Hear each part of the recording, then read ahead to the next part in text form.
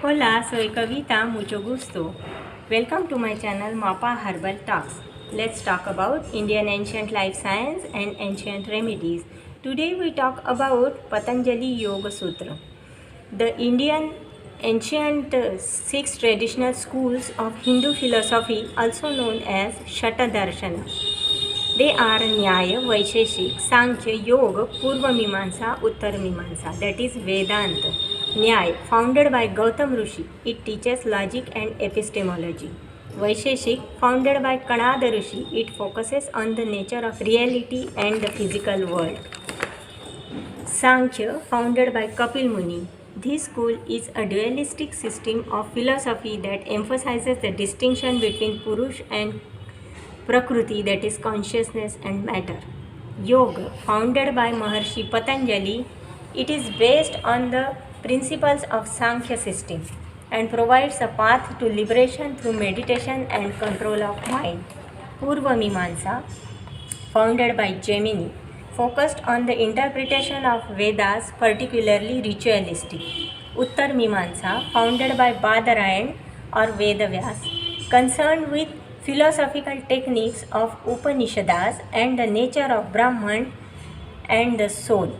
Now let's focus on Patanjali Yoga Sutra.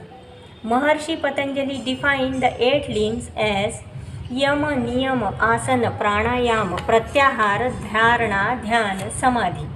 Yama means ethical restraints, guidelines for correct behavior towards others, including non-violence, truthfulness, not stealing, not wastefulness, non-possessiveness.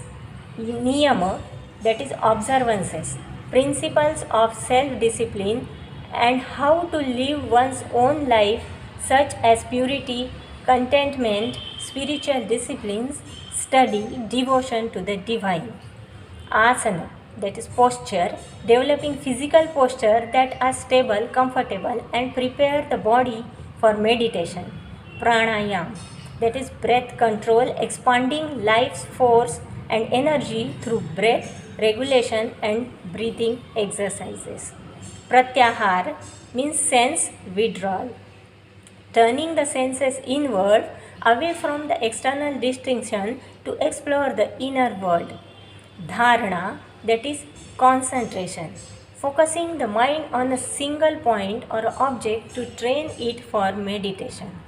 Dhyana, that is meditation, a continuous flow of consciousness where attention becomes steady and one with the object of meditation. Samadhi, that is absorption or enlightenment, the ultimate state of union of absorption, a state of pure contemplation and blissful presence where the seer establishes itself in its true nature.